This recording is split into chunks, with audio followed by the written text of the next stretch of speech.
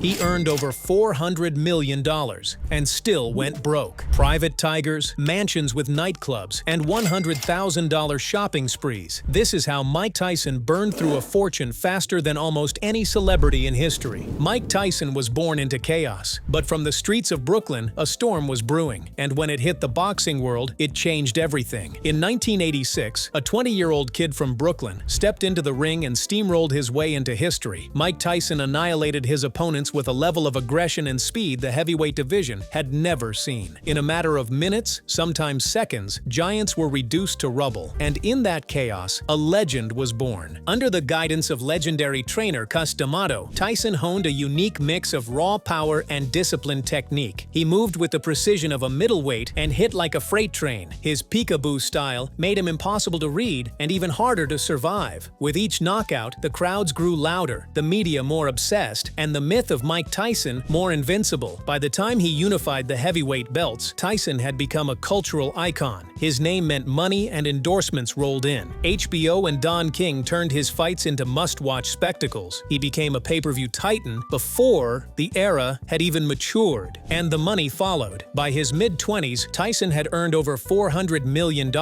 He was raking in tens of millions per fight, sometimes for bouts that didn't last beyond the first round. It was the kind of fortune that seemed endless. With that wealth came a lifestyle even the wildest rappers couldn't imagine. He bought dozens of luxury cars, many of which he didn't even drive. He owned a fleet of exotic animals, including pet tigers he walked around his mansion with. He traveled with an entourage that could rival a small army, often handing out cash like it was candy. Mansions, jewelry, silk suits, golden bathtubs, nothing was out of reach. In one stretch, he spent over $9,000 a week just on clothes. At his peak, he dropped $1.5 million on a single shopping spree. His Las Vegas mansion had a nightclub inside it. Even his generosity became legendary. He once tipped a valet $20,000 for simply bringing his car around. But behind the extravagant purchases and the knockout reels, something darker was taking shape. Tyson was surrounded by opportunists, managers, promoters, so-called friends, many of whom had their hands deep in his pockets. His personal life was spiraling. His marriage to actress Robin Givens was publicly volatile. He was even arrested, sued, and got increasingly reckless. But with every knockout came another million. And with every million, the lifestyle grew more outrageous. When the checks started landing in the eight-figure range, Mike Tyson didn't hold back. He lived like a king, but one without a rule book. He wasn't interested in investments or savings. Tyson believed the money would never stop. So, he spent it with the kind of reckless freedom that only a man raised in scarcity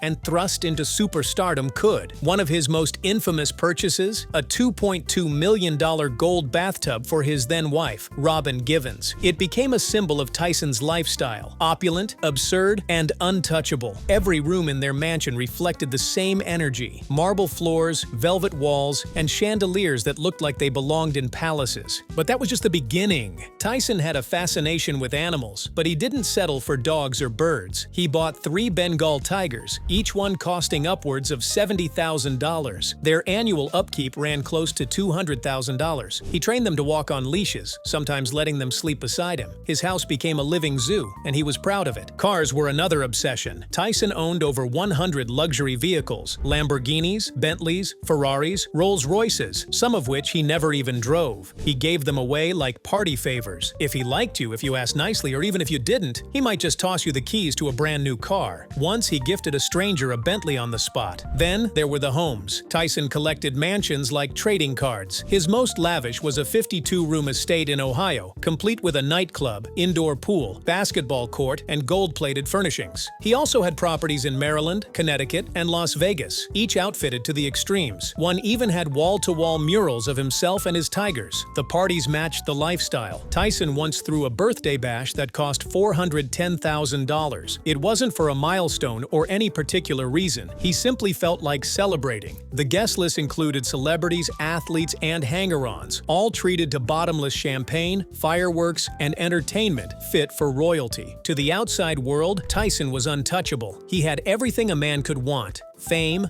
fortune, and fearlessness. But those closer to him saw a different picture. They saw a man spiraling beneath the surface. Behind the velvet ropes and flashy toys, something darker was growing. As Tyson's fame soared, so did the number of people orbiting him. His entourage wasn't just a few close friends, it was an army. Dozens of bodyguards, assistants, managers, trainers, childhood friends, new friends and creed and distant acquaintances clung to him like shadows. Wherever Tyson went, his crew followed. On jets, into clubs, through hotel lobbies, and even into the ring walk. But loyalty wasn't the glue holding them together. It was access. Tyson had the money, and they had the appetite. Many of them had one job: to nod, agree, and never question his decisions. If he wanted to buy a dozen motorcycles or fly across the country for a party, no one told him to stop. They enabled the chaos because the chaos kept the cash flowing. Some were stealing, some were simply incompetent. Others offered financial advice with no qualifications, steering him into disastrous deals and wasteful ventures. But the result was the same. Millions disappeared without Tyson even noticing. He was told what he wanted to hear, not what he needed to hear. Tyson, for his part, was too trusting or too distracted. He wasn't keeping track of his spending. He wasn't reading contracts. He didn't have to. The money was still rolling in, and the people around him made sure he believed it always would. He handed out luxury, like party favors. If someone admired his watch, he gave it to them. If someone asked for help, he wrote a check. He once handed a complete stranger a Bentley without hesitation. He gave away jewelry, cars, even houses, often without remembering who got what. The fast life always comes with a bill, and for Tyson, that bill arrived with courtroom summons, broken marriages, and government demands. Tyson's wealth, once so vast it felt untouchable, was suddenly under siege from every direction. The first major hit came from his personal life. His second marriage, with Monica Turner, ended in a costly divorce that left him with a $9 million settlement to pay. But that was just the beginning. The lawsuits began piling up like dominoes. Former managers, promoters, and legal teams all came forward with claims. Some had valid contracts, others simply sensed an opportunity. Tyson was hemorrhaging money through legal fees alone, paying out millions in settlements and judgments. For every dollar he earned, more seemed to vanish into a pit of paperwork and courtrooms. Then came the IRS. For years, Tyson's finances were a mess of mismanagement and neglect. His advisors either looked the other way or weren't qualified to handle the scale of his fortune. By the time the governments of the US and UK came knocking, the tax bill had ballooned to over $20 million.